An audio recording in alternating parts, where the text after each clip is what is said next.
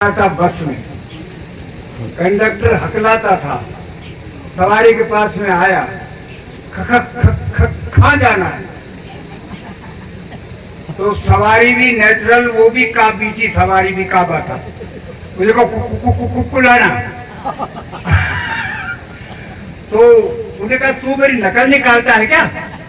नकल निकालता है, तू निकालता है ना। उसने उसका गला पकड़ा, झगड़ा होने लगा। ड्राइवर ने देखा कंडक्टर के साथ झगड़ा हो गया तो स्टीयरिंग घुमाया और पुलिस चौकी पर लाया, बस खड़ी की, सवारियां भी उतरी और सवारी और कंडक्टर भी दोनों जुट मुट होकर नीचे उतरे। इंस्पेक्टर साहब आए, क्या बात है? के साहब बस यही बात है, आप भी जानते हो। वो हम ही होशियार नहीं है, तुम तो हमसे भी होशियार हो। साहब ने कहा है कि जान सबन में बंद रहाई, जानकारी सब जीवों को है, लेकिन उसे रहनी में नहीं उतारते, उस पर चलते नहीं है। जानते तो सब है क्या अच्छा है, क्या बुरा है, क्या धर्म है और क्या अधर्म है, क्या पाप है और क्या पुण्य है, कौन नहीं जानता है? सब जानते हैं, लेकिन बस कसर क्या है, वो चलना नहीं चाहते, लोभी हैं, वही हैं। तो लोभ के कारण बड़ी बड़ी मुसीबत हो जाती है। एक गांव में पंडित कथा कर रहा था, तो गांव गरीब था और पंडित कथा बंद नहीं कर रहा था। 1100 रुपये लूंगा, गांव वाले 1100 रुपये नहीं कर पा रहे थे पुराने जमाने की बात। सेठ के पास में गए, सेठ जी तुम कथा बंद कराओ, उद्यापन कराओ, तुम पैसे दो। तो सेठ ने सोचा कि क्या मांगता कि 1100। सेठ और भी लोभी था, उन्होंने 1100 तो 1100 के नोट जाएंगे, 100 गड्डी को देखा ना, तो इसमें से 11 कम हो जाते हैं। 50 गड्डी 500 गड्डी देखे तो उसमें से 22 कम हो जाते हैं, ये तो ज्यादा नोट जाते हैं। चलो मैं 11 रुपए दे दूंगा और क्षमा मांग लूंगा। सेठ चला 11 रुपए लेकर के। रास्ते मन में संकल्प विकल्प हुआ कि खाली 11 रुपए क्या देना, एक नारियल और 5 रुपए दे दूंगा। अब नारियल की दुकान पर गया तो कहा नारियल कितने का देते हो? कि 5 रुपए का सेठ जी। अरे क्या 2.5 रुपया को ना दे दिया के? तो बोले 2.5 रुपए का लेना हो तो स्टेशन के पास में जाओ। अब लोभी आदमी दबड़ 2.5 रुपए के चक्कर में स्टेशन पहुंचा 2 किलोमीटर। नारियल बिकता था कि कहा नारियल भाई कितने का देते हो? कि सेठ जी 2.5 रुपए का। कि 1 रुपया को ना दे दिया के? बोले 1 रुपए का भी क्यों लेते हो? भाग रहा, जाकर तोड़ लो। उन्होंने सोचा ये बात ठीक है, 1 रुपया भी खर्च नहीं होगा और नारियल तोड़ लूंगा। नारियल कभी उसने तोड़ा नहीं था, उसका दादा ने भी नहीं तोड़ा होगा और तोड़ना भी नहीं आता था। अब सेठ जी चढ़ गए नारियल के पेड़ के ऊपर और एक हाथ से नारियल को झटका लगाया तो नारियल टूटा नहीं टूटा। तो सेठ जी ने दोनों हाथ पकड़े और झटका लगाया तो पैर फिसल गए और नारियल को लटक गए सेठ जी।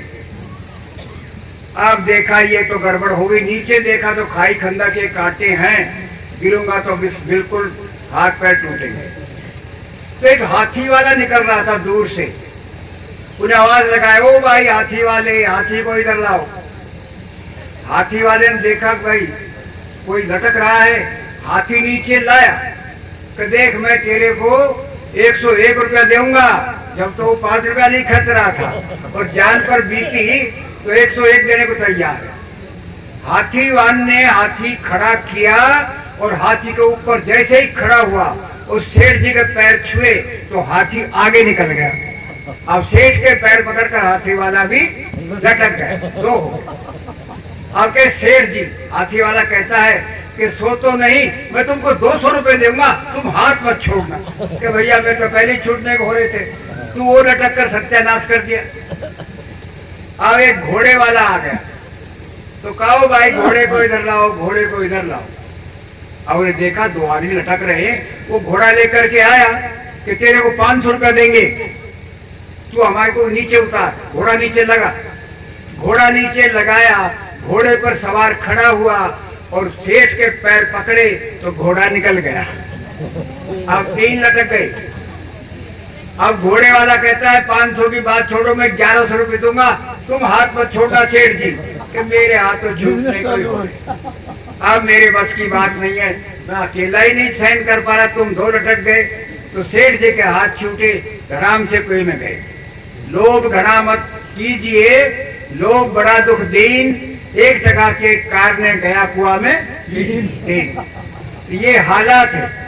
ये सारा संसार न्यारा न्यारा निर्णय नहीं करता है, भिन्न भिन्न निर्णय नहीं करते। ये जड़ है, ये चेतन है, ये धर्म है या धर्म, ये पाप है, ऐसा निर्णय नहीं करते।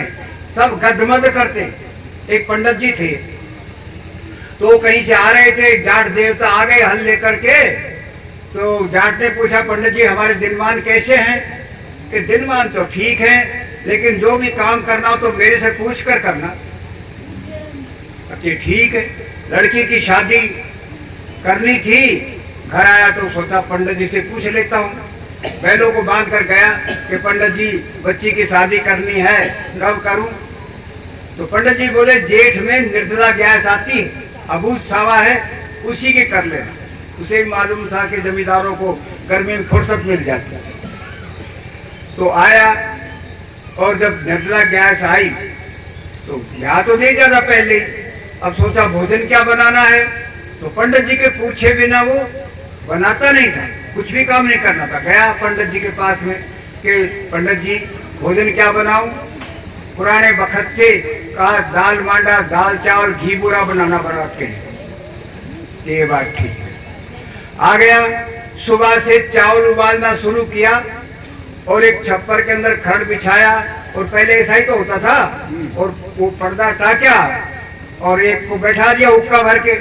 वो छान लेकर चावलों की डाल डाल करके बाहर आने लगे। चावल का ढेर लग गया, वो हुक्का भरने गया, एक बिल्ली आई, चावलों के ढेर पर चढ़ी और बिगाड़ कर दिया, समझ गए ना, यानी टट्टी कर दिया। तो उसने देखा उठारी ने, और ये क्या हो गया? तो बुलाया और उनको, भाई ये देखो ये क्या कर दिया बिल्ली ने। तो किसी गुलशन साहब जैसे ने कहा एक काम करो, एक टोकरी भर के बाहर फेंक दो, बाकी ठीक है। ओके नहीं भाई गुलशन साहब ऐसा नहीं चलेगा, पंडित जी के बिना काम नहीं करूंगा मैं। ऐसे इनके पंडित है। अब दोपहर में दौड़ा दौड़ा गया पंडित जी के पास में। पंडित जी सो रहे थे कि शाम को फेरा करना है। वो उसे जाकर उठाया, पंडित जी खड़े हो, कि क्या बात है? कि तुम घर चलो। अरे बात तो शाम को बारात आएगी, शाम को आ जाऊंगा ना। कि नहीं नहीं नहीं तुम अभी चलो। और बात बताया नहीं। पंडित जी कई बार पूछे क्या बात है, क्या बात है। पहले कुछ पता चल जाए तो समाधान भी कर सकता है आदमी, और एकदम कह दिया। अब पंडित जी के दिमाग में कोई बात आई, वो खींच कर लेगा, चलो। तो दोपहर में पंडित जी दौड़े दौड़े आए 1 किलोमीटर, और उस किसी से बात भी नहीं करने दिया जो आदमी वहां थे। पंडित जी को सीधा कोठार में ले गया कि देख ले बता अब क्या करें। पंडित जी का दिमाग काम नहीं किया। अब वही ये क्या? तो पंडित जी ने सोचा बताओ ना क्या करें। पंडित जी कहते हैं अरे लाल बुझक्कड़ जाने गयो और न जाने कोय, थे गदमद सारा मैं कर दो राम करे सो होय। ये गदमद का ज्ञान बिल्कुल नहीं है। एक एक निर्वारी, जो निर्वारी जाए, 2 मुक्का बोलना घना तमाचा खाए। मैं मरीज हूँ हार्ट का और दवाई खा रहा हूँ। अब साहिब जी का क्या पालना उसमें बोला था, एक छोटा सा पद बोल देता हूँ। मन तो मेरा बहुत रहता है, बहुत सुना देता है, लेकिन अब क्या करूँ कि मेरा शरीर बूढ़ा हो गया है। इसे चरखा भी कहा, गुदड़ी भी कहा जाता है।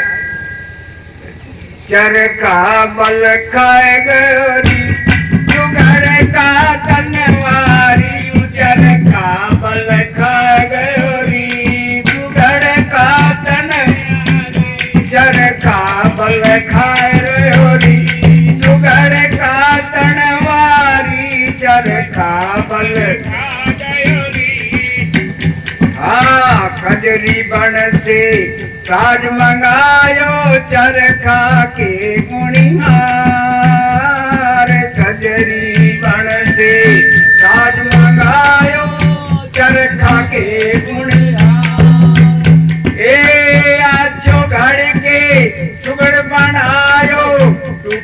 कन्हैया को तार कन्है सुंदर नारी चरखा बल खा गयो रे सुघर का धनवारी चरखा बल खा गयो रे सुघर का धनवारी चरखा बल खा गयो रे सुघर का धनवारी चरखा बल खा गयो रे। हाँ 9 महीना में जब यू चरखा बन के भयो तैयार 2 महीना में जब यो चरखा बन के भयो तैयार। एक काम क्रोध मत लोभ हो के दादा के चार चले जावे नो नारी चरखा बल खा गयो रे सुघर का धनवारी चरखा बल खा गयो रे सुघर का धनवारी चरखा बल खा गयो रे सुघड़ का धनवारी चरखा बल खा गयो रे। वो कभी जवान थे जब क्या बात थी जब यू चरखा नया बन्यो हो दुनिया देख सिखाए जब ये चरखा नया बना हुआ दुनिया देख से आए। भाई अब यू चरखा हयो पुरानो ठोकत हिल हिल जाए तुम्हारे खो दई सारी चरखा बल खा गयो रे सुघड़ का धनवारी चरखा बल खा गयो रे सुघड़ का धनवारी चरखा बल खा गयो रे सुघड़ का धनवारी चरखा बल। हाँ इस चरखे में तू ही बोल तू जा कोई ना हाँ या चरखा में स्वयं तू बोले दूजा कोई ना। के निस्वरूप धीर हो बंदे ज्ञानदास कहे समझाए कटे सारी बेमारी चरखा बल खा गयो रे सुघड़ का धनवारी चरखा बल खा गयो रे सुघड़ का धनवारी चरखा बल खा गयो रे। बोलिए सदगुरु देव की जय। ये चरखा बल खा गया। अब जब यू चरखा नया बने हो तो लोग देखते थे वो छोरा आया कि नहीं गाने वाला आज भी तो भाई तो समय समय की बात है। हम अच्छे गायक रहे पहले से बचपन से गाते बजाते आए हैं। आप लोगों ने ध्यान से सुना और इसी के साथ में वाणी को विराम देता हूँ। बोलिए सदगुरु देव की जय। बहुत सुंदर बहुत अच्छा।